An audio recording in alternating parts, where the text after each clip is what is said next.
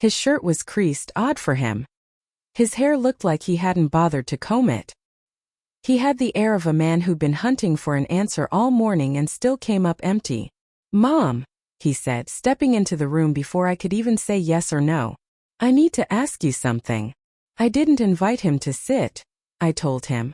He stood in the living room, eyes moving around as if searching for something. Maybe he actually was. "Did you call the bank?" he blurted. "I did." "Why?" he asked, as if the question surprised him, as if he couldn't believe there might be a reason. "You know why," I said plainly. His expression shifted. Annoyance, puzzlement, then something I couldn't name flashed across his face. Finally he put on that calm, polished look he uses with clients and folded his hands together. "Mom, Laura's been under a lot of stress lately," he said. "She didn't mean anything by what she said. It was just poor wording. She was anxious about the evening going smoothly.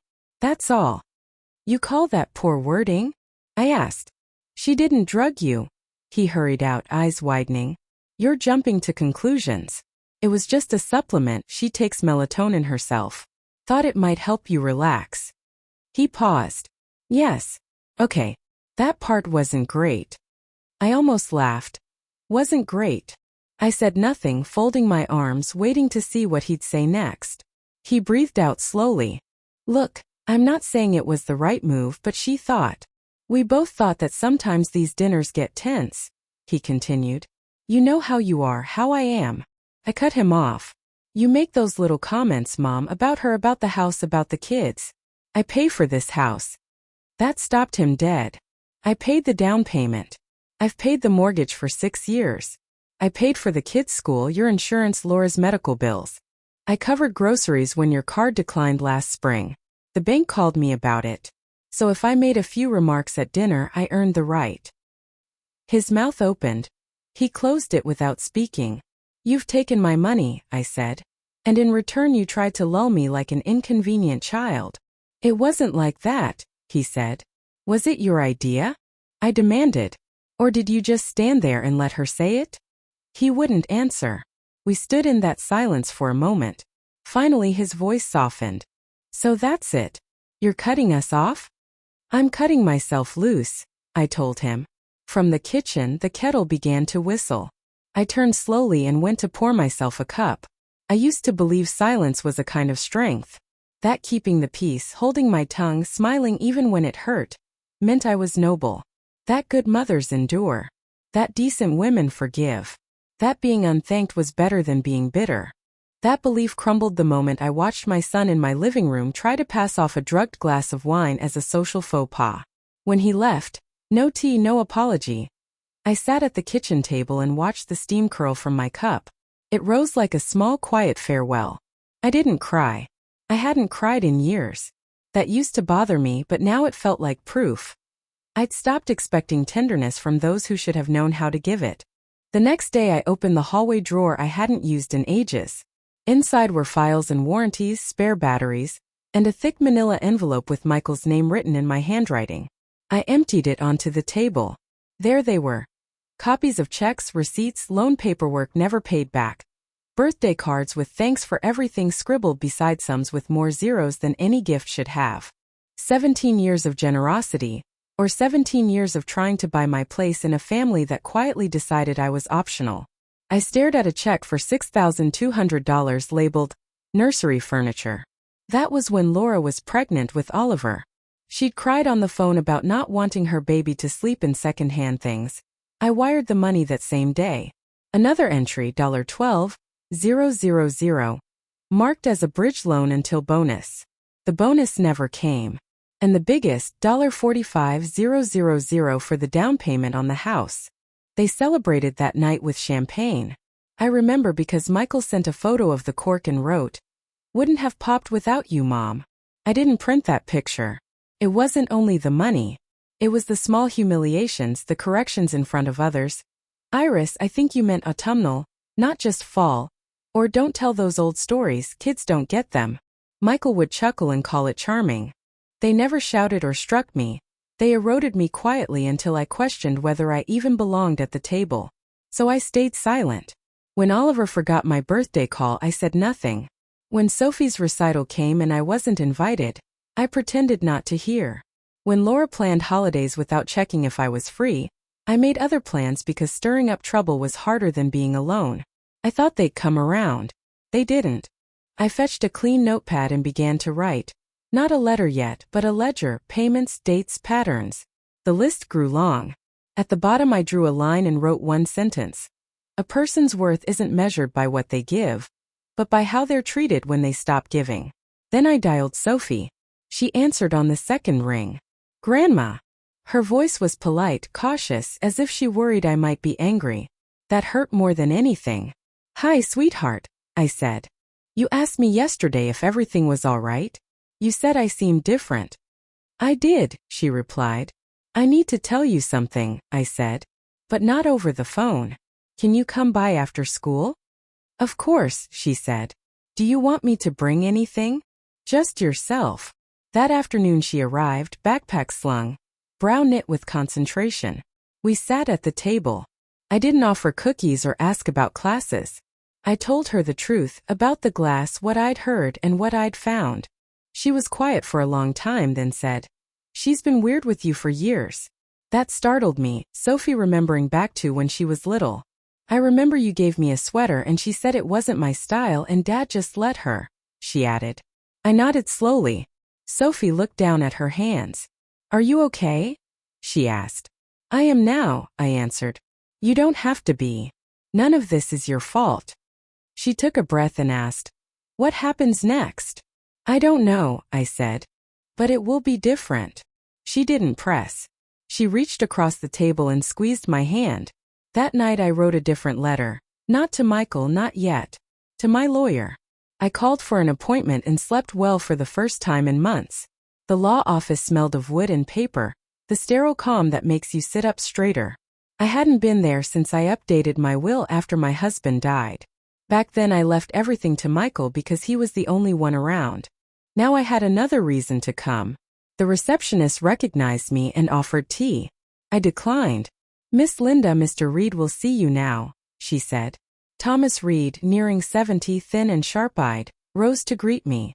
Iris, he said warmly. It's been a while. Too long, I replied. I need to make some changes. He gestured to the chair and asked me to tell him what I had in mind. I walked him through the facts calmly, no theatrics. He listened, jotting notes with his fountain pen. When I mentioned the wine glass, he set down the pen and looked up over his spectacles. Do you want to press charges?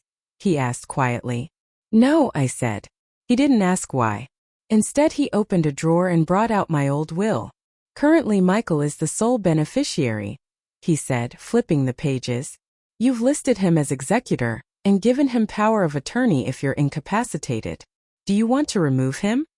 Yes, I said. And replace him with Sophie. He didn't flinch, just marked the change. I'd also recommend a trust, I added. An account specifically for Sophie's education and housing, something no one else can touch. That can be arranged, Thomas said, raising an eyebrow. A revocable living trust with a successor trustee outside the family is a good move. Can you be that person? I asked. He smiled faintly. Happy to, but I'll need to confirm she understands when we present it. She doesn't know yet, I said. Not the details. All right, he replied, and began drawing up the paperwork. 2 hours later, after signing and initialing clause after clause, the documents were complete. I felt no rush, just a steady sense of purpose, like I was finally walking the path I should have years ago. When I left, the light outside had softened. I stopped by the bakery and bought a cherry tart, Sophie's favorite. Felt right to have something waiting. The next morning Michael called. I didn't pick up. A few minutes later a message popped up from the mortgage company. Payment bounced. What's going on? Call me back, he wrote. I stared at the screen, then set it down and watered my plants. Let him sit in the quiet for a while. 4 years I'd lived under his timetable. Not anymore. That afternoon Sophie came over with a pile of school papers and a worried look. I think Dad's freaking out, she said, dropping into a chair. I poured lemonade. He should have thought about that before letting Laura put something in a glass, I said calmly. Sophie flinched. He says it wasn't like that. I know what I heard, I told her. And I believe you. I slid the cherry tart across the table. Sophie smiled, soft and grateful, the same look Michael used to flash when he was small. I made his favorite grilled cheese, the simple comforts from before distance and expectations. I made a decision, I said. I changed the will. Her eyes widened. You what? I removed your father. Took him off as beneficiary, executor, and power of attorney. I named you instead. And I set up a trust for your future. Sophie sat back stunned. Grandma, I don't know what to say. You don't need to say anything, I replied. Just promise me one thing. Never let anyone treat your kindness like an invitation to take. She nodded, tears in her eyes. I won't, she whispered. I didn't do this to punish them, I said. I did it because I want what I built to go to someone who sees me. Not someone who only sees what I can give. She squeezed my hand, and for the first time in a very long while I felt like a mother again. Not for what I provide, but because I was finally being heard. 3 days later the first bill notice arrived. An envelope with Michael's name in bold and my address listed as the remittance address. A leftover habit from when I ran their mail. I opened it out of routine, past due mortgage insurance. One check returned, one service suspended. I set the letter down and made tea. It wasn't my problem anymore. Later the bank called to confirm they'd closed all recurring payments. A pleasant woman named Karen read back the canceled items. Cell plans, utilities, tuition support, 2 gym memberships, and something titled Executive Essentials Monthly. I didn't ask what that was. All canceled, she said. Would you like printed copies? Yes, please, I answered. And send them to my attorney, Thomas Reed. That was the end of it. No fanfare, just a quiet erasure of the financial ties that had bound me for nearly 20 years. The quiet that followed felt complete. I hadn't realized how much noise had filled my days. Not only the constant buzz of texts, calls, and requests, but also the invisible calculations running in my head. Deciding what gesture wouldn't start a fight, what check might earn me just enough space at the table to not feel pushed aside. They'd always framed it like I was doing it all out of some deep well of obligation. You've always been so generous, Mom, Michael used to say in that gentle voice that now scraped like sandpaper. You've always loved to help. And yes, I had. But somewhere along the way I'd begun confusing help with currency, a ticket I thought could buy belonging. Not anymore. By the weekend I started moving through the house with purpose. I wasn't redecorating, I was reclaiming. Down came the stiff gray curtains Laura once insisted were more modern. I pulled the old floral ones out of storage, the ones she rolled her eyes at. I liked them. They reminded me of mornings when my husband was still alive, brewing coffee while I tied back the sashes. I boxed up gifts from over the years, things that always carried a hidden sting. A book called Updating Your Look. A blender I never touched. A necklace far too flashy for me. I labeled the box donation and set it by the door, clearing space physically and otherwise. On Monday, Sophie came by after school. She found me cross-legged on the living room floor surrounded by photo albums I hadn't opened in years. She slipped down beside me without asking. I found some, I told her, holding up a page with Michael at 6, grinning next to a sandcastle. Sophie smiled. He looks just like Oliver. I nodded. He used to laugh so loud strangers turned around in restaurants. Sophie traced the edge of the picture. What happened? I shook my head. I can't name the exact day it changed. It wasn't sudden. He grew up, got sharper, met Laura. And things started shrinking between us. Smaller, tighter, like he was folding himself away from who we were. He shouldn't have let her treat you like that, Sophie said softly. No, I agreed. But I let it go on too. I wanted peace more than truth. We turned more pages, birthdays, holidays, snapshots of old joy. One photo of me holding newborn Sophie in a hospital chair. Eyes swollen from tears. I remembered that night clearly. She'd arrived early, Michael had panicked, and I cradled her all night while Laura slept. Sophie studied it. I don't remember that. You were only hours old, I told her. She hesitated. Do you ever think about cutting him off completely? Like not speaking to him at all? I think about it, I said honestly. But it's not about punishment anymore, it's about peace. If he can be in my life without demands, I'm open to it.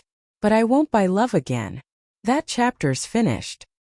She didn't reply, just rested her head gently on my shoulder. After she left, a call came from a blocked number. I let it ring, then listened to the voicemail. It was Laura. Her voice was tight, sugary, strained. Iris, I think we should talk. Nathan told me you've been feeling hurt. That's really unfortunate. Maybe we could meet for lunch and clear the air. I replayed it once more just to hear how she said unfortunate. Like my feelings were an inconvenience on her calendar. I didn't call back. Not out of rage, but because I already knew what that lunch would be. A show, an apology wrapped in conditions, a plea for restored access. And what she really wanted was exactly that, access. To me, to my money, to my silence. She could wait. That evening I curled up by the window with a blanket and watched the sun sink behind the trees. The porch light clicked on by itself, casting a soft yellow glow over the worn chair I'd reclaimed, the one with the peeling armrest. And for the first time in years, I wasn't waiting for a phone to ring, or for an invitation that never came. I wasn't bending myself to fit someone else's idea of family. I was simply home. And it was enough. The next morning, the first message from Oliver arrived. It was short, stiff, polite, like a note to a teacher he didn't much like. Hey Grandma. Dad said you're mad at everyone. Just wanted to say I hope you're okay. I stared at it. Not cruel, not warm. No question, no curiosity. Just a vague hope that the disruption would settle so the machinery of family could keep chugging along. That was Oliver, hands-off, decent, but trained to stay distant from discomfort. I didn't answer. An hour later Sophie called. Oliver just texted me, she said. He said you're mad at everyone. I'm not mad, I told her. I'm finished. Silence, then a small laugh. Good. Sophie checked in every day after that. Not out of duty, but simply to be present. Sometimes she visited, sometimes she called. Once she even dropped off a bag of lemons, saying, You make the best lemonade, and I'm done with the bottled stuff. I hadn't realized how much I missed that kind of attention, quiet, simple, free of expectation. That afternoon another message came, this time from Michael. Can we talk? Not about money. Just talk. I didn't respond. I turned off the phone and went into the garden. The weeds had flourished while I'd been too busy managing other people's lives. I dug deep, yanking roots, clearing space for light and air. Honest work. Messy and grounding. That evening I baked bread. The house filled with the smell of something alive again. Flour and water rising into sustenance. I sat by the window, ate a warm slice with just a sprinkle of salt. When the phone rang again in the dark, I let it go to voicemail. This time it was Vanessa, Laura's mother. Her voice surprised me. Iris, I know things have been tense. I never meant for you to feel excluded. I assumed Michael and Laura were keeping you involved.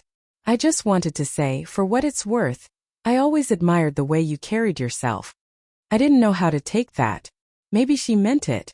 Maybe she just heard about the money drying up. Either way, it didn't change anything. The next day a florist arrived with a bouquet of white lilies. No name attached, just a card typed, Thinking of you. I snorted. No flower could undo years of erosion. I carried them next door to Mrs. Elkins. Her dog had just died. At least she'd appreciate them. Later that week I went to the credit union. Not the same bank Michael used, I wanted a clean slate. A young woman set up 2 accounts. One for Sophie's trust, one solely for me. Just my name. No shared access, no cosigners, no just in case. When she asked if I wanted to list any family contacts for emergencies, I shook my head. I've already had that emergency, I said. And I handled it. Back home I found a handwritten letter in my mailbox. Sophie. Real paper lined, her handwriting neat and loopy like mine once was. She wrote about the strange tension at home. Michael quieter, Laura pretending nothing had happened. Oliver asking why I wasn't at Sunday dinner. They don't get it, she wrote. They think you're being difficult, but I see what you're doing. You're drawing a line and I respect it. One sentence I read twice. You taught me to bake, but now you're teaching me to have a backbone. I folded the letter and tucked it in the drawer with my husband's watch, an old church program, and the one photo of Michael as a boy I still kept. The next day, I walked to the post office and bought a box of stationery. If letters were how this chapter would unfold, I'd respond, but only to those who wrote with truth. Not lilies. Not voicemails. Not polite lies printed on thick paper. That evening I wrote Sophie back. No advice, no lectures. I told her about the bread, about the lilies, about the garden finally breathing again. I ended with, kindness is a gift, sweetheart. But it isn't a contract. Don't forget the difference. I sealed it with a smile. Let the silence stretch on. I wasn't afraid of it anymore. A letter from Michael arrived that Thursday. A real envelope, my name in his careful handwriting, too neat, like he wanted the effort noticed. I didn't open it right away. I set it on the table while I boiled water, sorted laundry, folded towels. It sat there like a sore tooth. Annoying but impossible to ignore. When I finally opened it, I braced for excuses. But the first word stopped me. Mom, I'm sorry. No qualifiers. No spin. Just that. He admitted how much he had leaned on me. How easy it was to let Laura run things while he stayed neutral. He confessed he'd hurt her that night, that he'd known exactly what she meant and had been too afraid to intervene. I thought it would keep things smooth.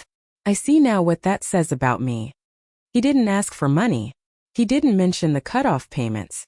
Instead, he wrote about memories, me singing while washing dishes, the smell of morning coffee, the soup I made when he had the flu, the stories I read at his bedside.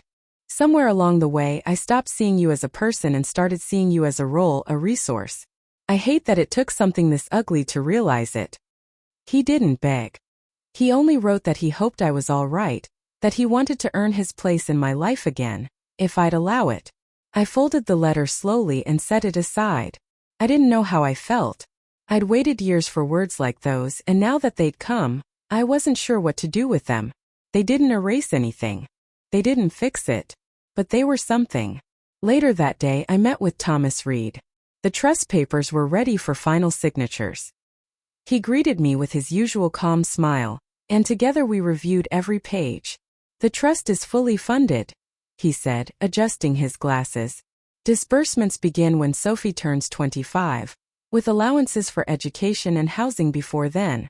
No one but her can touch it. I nodded. She'll be protected. You did the right thing, he said gently. She deserves it. There was anger behind it once, I admitted. But not anymore. Not exactly. He didn't press. I signed the last line. Just a name on paper, but it felt like closing a door.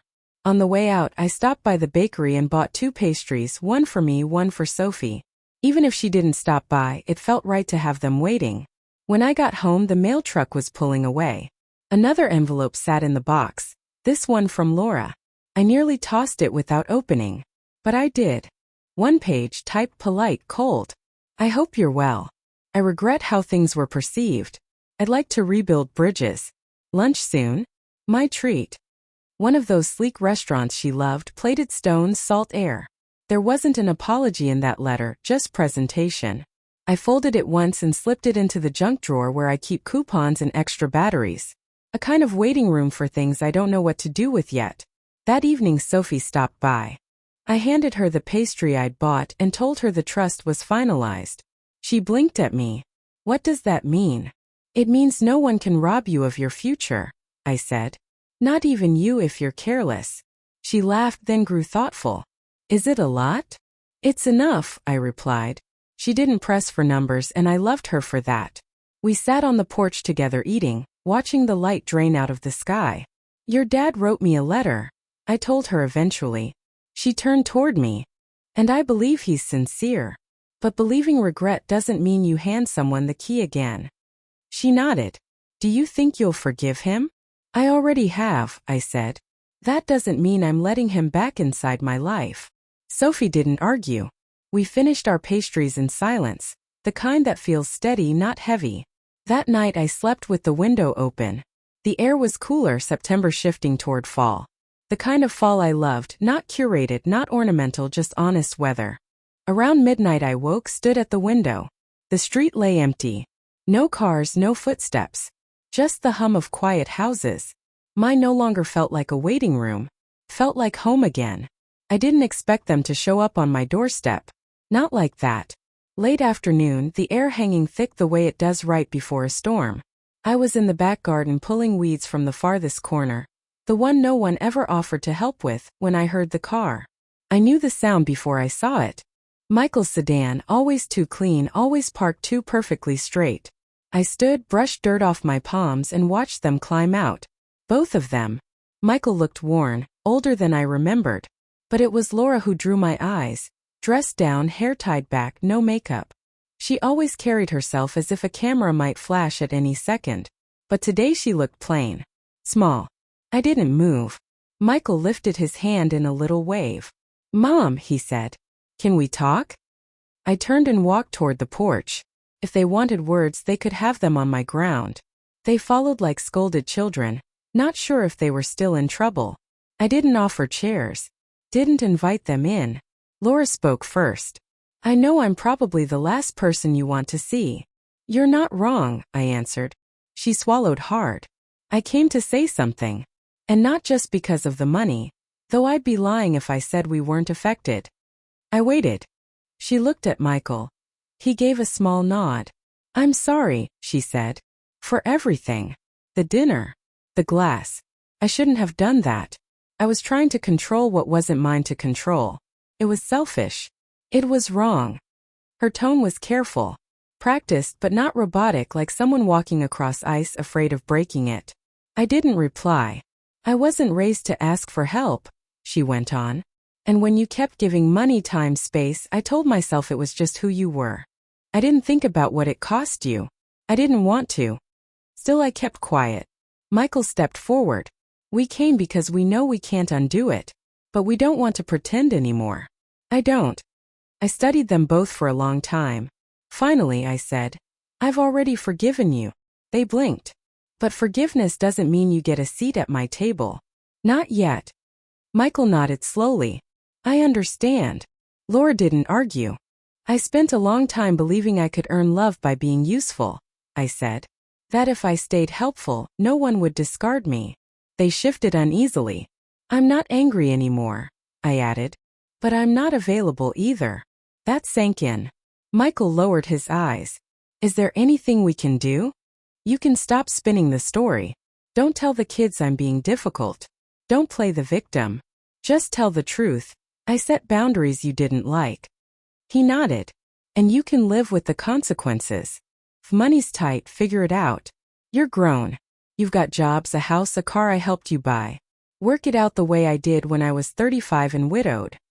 Laura's face flickered, shame or pride trying to keep its footing. "That's fair," Michael said softly. I stepped back toward the door. "If you want to come again, write first. No surprises. No requests. No strings." They both murmured yes. I didn't hug them, didn't touch them. Just nodded and slipped inside, pulling the screen door closed. Through the curtain I watched them drive away, no fight, no theatrics. Just two people realizing they'd lost access to something they assumed was permanent. The next morning Sophie came over. I told her they'd shown up. "What did you say?" she asked. "The truth." She smiled faintly. "I bet that shook them." "They'll survive," I said. "We all do." She glanced around the living room. "It's so quiet here now." "I like the quiet," I said. "It tells me when a voice actually matters." That afternoon I sat down with a fresh notepad. I started a list, not of bills or payments but of things I wanted. Small things. Take a pottery class. Visit the Arboretum in Raleigh. Find my old lemon bar recipe and see if it was still as good as memory claimed. I hadn't written a list like that in years. My lists were always for others. Groceries, errands, favors, gifts. This one was mine. Felt like a beginning.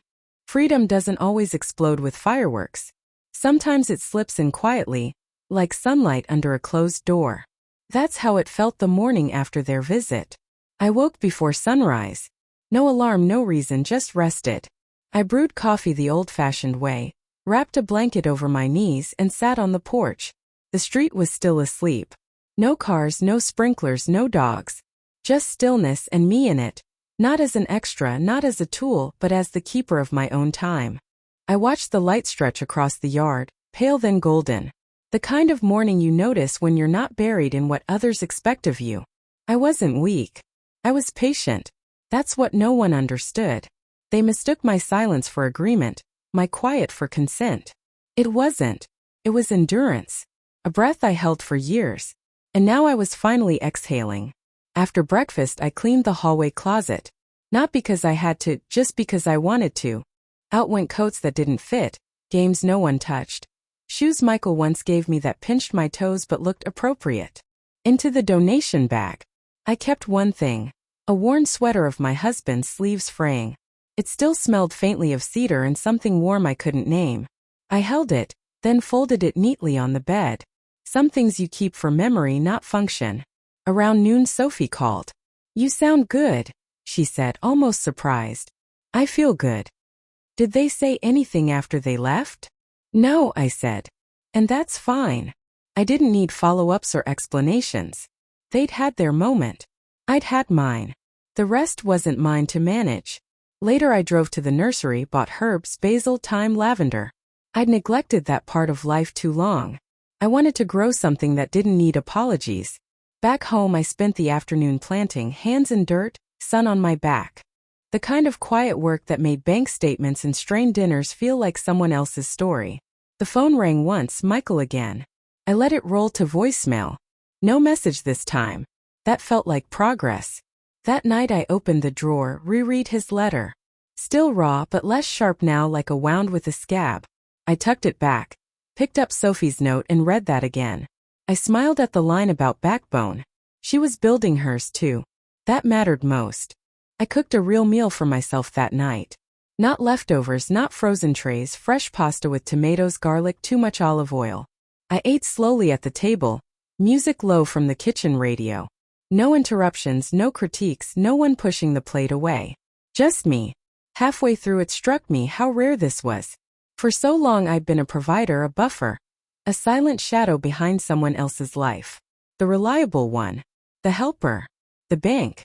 Now I was just a woman with a plate of pasta, a glass of wine, and a house no longer buzzing with quiet resentment. I thought back to that night, Laura's face, Michael's panic, my own stillness. I hadn't been vengeful. I hadn't been angry. I'd just been done. Some people need fireworks for an ending. I needed silence. That was my closure and my return. I went to bed early, not out of fatigue but because I could. No one needed me awake to wire money or soothe someone else's regret. Peace asks nothing of you but presence. And for the first time in years I was fully present. As I clicked off the lamp, one thought brushed through my mind. They thought I was weak. But I was patient. And I was right. 2 weeks passed without a sound. No texts, no flowers disguised as apologies, no guilt dressed as concern. It was the most peace I'd felt in decades. I filled the days with small tasks. Repainting the back door, organizing the pantry, stitching a curtain I'd ignored for 10 years. None of it vital but all mine. That was the difference. No one hovered over my shoulder suggesting a better way. When you live around people convinced they know best, even your silence becomes a performance. Every choice turns into a quiet debate. But now the silence was breath. One morning I made pancakes for myself. Not for grandkids, not for guests, just for me. Crisp edges, too much butter, lemon in the batter. I ate them by the window, sun crawling across the kitchen tile, and thought, this is what a second life feels like. That afternoon I dug out my old recipe box. Wood chipped, cards smudged with flour and oil. I hadn't opened it in years. Laura had dismissed my recipes as heavy, outdated. Once she even asked if I could cook with less emotion. Whatever that meant. But Sophie had once asked if I'd write them all down for her. So I began one card at a time. Not just ingredients, the stories too. Where each dish came from, who loved it most when it was usually made. Not for approval. For memory. For someone someday to hear my voice in their kitchen. That evening Sophie called. They're quiet, she said, meaning her parents. Good, I replied. I think they're waiting to see if you'll come around. I laughed softly. Let them wait. She hesitated. You're really not angry anymore, are you? No, I told her. Anger's a fire. It needs oxygen. I stopped feeding it. What's left then? Space, I said. And silence. And peace. She liked that. We talked longer, about her classes, her friends, a new book she was reading. Not guilt. Not negotiations. Just a real conversation. When we hung up, I thought about legacy. Not the trust, not the house, not the bank accounts. The feeling I'd leave behind. What would they say? That I was kind? Strong? Cold? Maybe all of it. But I hoped most of all they'd remember that I stopped letting myself be used. That I drew the line where giving turned into losing, and stepped back. The next morning I went to the library, borrowed 3 books I'd always meant to read. Walking out, the sun high and a breeze brushing my face, I felt oddly rewarded. At home, I began another letter to Sophie. Not about Michael. Not about Laura. Just about life. I told her about the pancakes, the recipe box, the new books, the thought of a wild, colorful flower bed out front. I ended it with this. Don't wait for anyone else to declare your life valuable. Decide it is. Then live that way. I sealed the envelope with a stamp of a busy little bee, cheerful, unbothered, and as I dropped it in the mailbox I realized, for the first time in years, I wasn't waiting to be chosen. I had chosen myself. It rained for 3 days. Not stormy rain, just steady and soaking, the kind that cleans more than streets. I stayed inside, reading, writing, drifting from room to room without urgency, comforted by the sound of water on the windows, knowing the world was doing its quiet work of renewal. No word from Michael or Laura, and I didn't wonder why. On the second night, I sat with a pad of paper and started something I hadn't in years. A list of people I'd lost touch with. Folks I'd let drift because I was too busy being needed by those who didn't value me. Friends Laura never liked. Neighbors I waved at but never invited in. Even my cousin Mabel, 2 towns over, who still mailed me a birthday card even after I forgot hers twice. I decided to write to them. Not to explain. Not to apologize. Just to reconnect. That's what I was learning. Freedom isn't only about cutting ties. Sometimes it's about readying the ones that mattered, the ones you let fray while holding the wrong rope. I started with Mabel. Dear Mabel, I wrote, I've been silent too long. Not because I didn't care, but because I forgot I was allowed a life of my own. Writing it down felt good. The next morning a delivery arrived. Not flowers. Not one of those guilt offerings. A basket. Inside were honey tea, a jar of homemade jam and a folded note. Sophie's handwriting. She'd made the jam herself. Blackberries she'd picked from a neighbor's fence. She wrote that when she tasted it, she thought of me because it was a little tart, a little sweet, and completely itself. That made me smile. At the bottom she added one more line, small like a whisper. You're the kind of woman I want to become. I sat with that sentence for a long time. Not because it puffed me up, but because it reminded me that nothing I'd built was wasted. Not the meals, not the patience, not even the mistakes. All of it had reached someone. It had shaped someone. And that mattered. Later that day, I finally pulled Laura's letter from the drawer where I'd buried it weeks earlier. I didn't even reread it. I just carried it out to the fire pit, struck a match, and watched it burn. It went fast, without resistance. That's the thing about closure. It's not always a slammed door. Sometimes it's just deciding not to carry something anymore. That evening, I sat by the window again, warm tea in my hands, and watched the rain ease to a stop. By morning the garden would be soaked. I didn't mind. Plants grow better after the soil's been softened.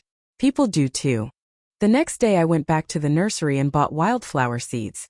The kind that bloom where they choose, no rules, no pruning, just stubborn color. Back home, I put on my gloves and scattered them across the front yard. I didn't want control. I wanted life. And life, I was learning, thrived best when it wasn't contained. Somewhere in the middle of it all, I stopped expecting an apology to fix anything. That's the truth about clarity. Once it arrives, it doesn't need ceremony. It doesn't want a stage. It just settles in quietly, like something you always knew but hadn't spoken aloud. One morning I realized I hadn't thought of Michael or Laura in 3 whole days. Not when I opened the mailbox. Not when I cooked. Not even when I passed the corner where Laura used to toss her purse when they visited. That spot wasn't haunted anymore. It was available. I'd started filling it with my own things. Cookbooks I actually liked. A small radio that only caught 2 stations but both played joyful noise. A bowl of lemons just because they looked beautiful in morning light. That was the biggest shift. I began putting beauty where the ache had been. Not all at once, one corner then another. A drawer here, a frame there. Not out of reinvention, but as a gentle reminder that I still had taste, still had preferences, still had a life worth shaping. Sophie noticed first. She came in one day with a pile of books from her literature class and stopped short in the hallway. "Did you move the chairs?" she asked. I nodded. "They never belonged there. Always too stiff." "It looks better like this," she said. Then with that gentle curiosity of hers, "Do you feel different now?" I didn't answer right away. But that evening I thought about it. Did I feel different? Not lighter exactly. The past was still there, memories intact but steadier. Like a house finally repaired after years of patchwork. Nothing flashy. Just sound. Solid. Mine. That weekend a letter came from Mabel. 3 pages front and back. She wrote about her arthritis, her neighbor's runaway cat, the church choir's new director who insisted on modern songs that sounded like someone drowning. She also wrote this. "I don't know why you reached out after all this time, but I'm glad you did. We forget we have choices. Then one day we remember we can call someone who makes us laugh. And just like that, the world gets wider again." I cried, not from sadness but recognition. That was it, the world was wide. I'd made mine small, begging for scraps from people who only saw me when they needed something.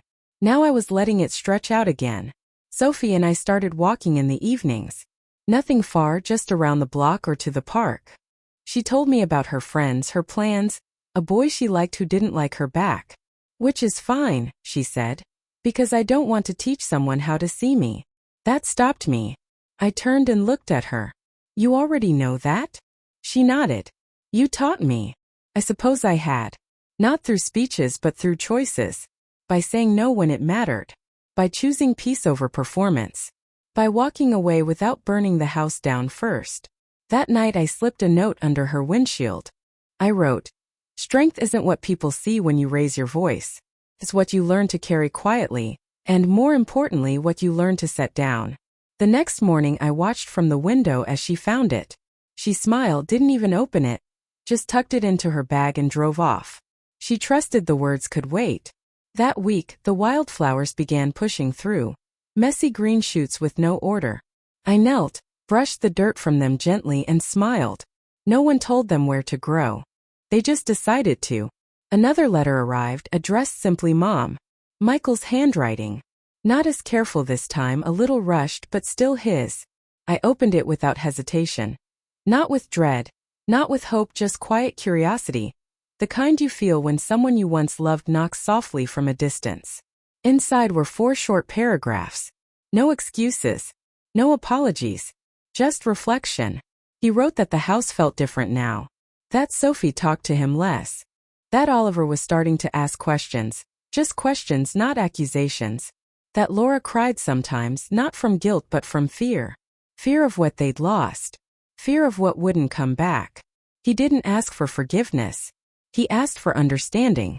"I know now there's a difference," he wrote, "between being sorry and becoming different. I'm trying for the second one." He ended by saying he'd stop checking the bank app every morning. That the silence there had once felt like punishment, and now it felt like the only honest thing we'd shared in years. I folded the letter, set it on the counter. Didn't rush to answer. Maybe I never would. Not everything requires a response. That weekend Sophie baked a pie and brought it over. The crust was crooked, the filling too sweet, but it was the best pie I'd tasted in a decade. We ate it at the dining table I used to dread, the one where too many tense dinners played out like bad theater. Now it was just a table. Just 2 women eating pie, talking about life without survival in the balance. "Do you think you'll ever invite them over again?" Sophie asked. "Maybe," I said. But not until I stopped flinching at the thought. She nodded. Didn't push. Later we rearranged the guest room. Not for them anymore, but for me. A sewing room maybe. Or a reading space. A place that didn't serve anyone else's comfort. She smiled. "That sounds exactly right." We moved the bed, took down the bland art Laura had once insisted on, neutral tones, Iris, so you don't have to think about it. We opened the curtains wide. The light that came in was real. Not flawless, but warm. That's when I realized I hadn't just taken my life back. I'd remade it. Not from spite. Not from rage. From clarity. People assume reinvention is loud. Dramatic. Public. Mine was quiet, private, nearly invisible. Except to those who looked closely. I hadn't shoved anyone out of my life. I just stopped holding the door open for people who wiped their feet on my welcome mat. Sophie found one last Polaroid in a drawer, me and Michael years ago, both of us laughing at something out of frame. I was holding his shoulders. He was looking up at me like I could fix anything. "You want to keep this?" she asked. "Yes," I said. "But not in the hallway." "Where then?" "In the sewing room. In a drawer. For me, not for display." She understood. She always did. That night I sat with a blank sheet of paper. I didn't know if I'd write Michael back. But I knew this. Whatever came next would be on my terms. Not to punish, but because I'd finally learned how to protect peace like the treasure it is. Because it is. It didn't end with a grand scene. No tears. No reunions. No dramatic apologies in the rain. Life doesn't hand you that kind of symmetry. It ended, or maybe continued, with a choice I made quietly. I mailed back the Polaroid. Me and Michael laughing in another lifetime. No note. Just the photo in a plain envelope with my handwriting, the same way I used to mark his lunchbox in 2nd grade. Let him decide what it meant. That's the thing about healing. It isn't about revenge. It isn't about being understood. It's about standing in your own house, looking around and saying, "This is mine." No one else rewrites it. Sophie helped me finish the sewing room. We painted it a soft green. Not trendy, not staged, just warm. I bought a second-hand armchair, the kind that swallows you whole with a book. We strung lights by the window, rolled out a rug that didn't match anything else in the house. For the first time in years, I looked at a room and saw myself reflected there. Not the version I performed at dinners or polite conversations. Me. That space became my favorite part of the day. I'd sit with the door closed, sometimes reading, sometimes sewing, sometimes doing nothing at all. Just existing in a place that demanded nothing. The wildflowers bloomed in the yard. Not in order, not in harmony, but in a riot of color. Neighbors I barely knew noticed. Some left notes in my mailbox. One woman even asked if she could take a picture. Of course, I told her. They're not private. Just unbothered. When I repeated that line to Sophie, she laughed. "That's you now. Unbothered." Maybe she was right. The truth is, I didn't become someone new. I just stopped shrinking myself to fit into someone else's comfort. I'm not angry anymore. I'm not bitter. Those words don't belong to me. But I'm not available either, not for manipulation, not for performance, not just to be tolerated. I love my son. I always will. But I won't be his lesson. That's his work. And as for Laura, I don't hate her. I hardly think of her at all. She lives in a different world, one I no longer apply to enter. Sophie comes often, not because she has to, but because she wants to. We talk, we eat, we plant, we tell the truth. She told me she might move after college. Not to escape. To grow. She said she wants to build a life where she never has to shrink herself to keep someone close. I told her I'd visit. She grinned and said, "I'll hold you to that." The house is quiet again, but not lonely. It's full of letters, books, music, flowers, time, and my voice. Not raised. Not trembling. Just present. If you've stayed with me this far, maybe some part of this story belongs to you too. Maybe you've been told to stay small. To be grateful. To accept crumbs and call them kindness. Don't. You are not too much. You are exactly enough for the life that fits you. So plant something wild. Say no and mean it. Take back your seat. And when silence finally surrounds you, let it remind you. You were never asking for too much. You were just asking the wrong people.